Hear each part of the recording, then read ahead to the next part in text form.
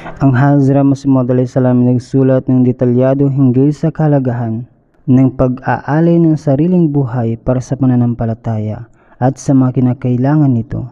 Sa isang pagkakataon sinabi niya, "Ipinapaabot ko ang mensaheng ito sa inyo at bawat isa ay malayang piliin kung ito'y pakikinggan o hindi, na kung ang sinuman sa inyo ay naghangad ng kaligtasan at isang dalisay at walang hanggang buhay, kinakailangan ninyong ialay ang inyong buhay alang-alang sa Allah Ta'ala.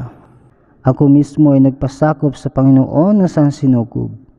Ipinagpatuloy pa ng Hazrat Masih Maud salam, "Ang pag-aalay ng aking buhay para sa Allah Ta'ala ang siyang itinuturing kong pangunahing layunin ng aking pag-iral." At pagkatapos ay sinabi ng Hazrat Masih Maud salam, "Iaalay ninyo ang inyong mga buhay sa landas ng Diyos."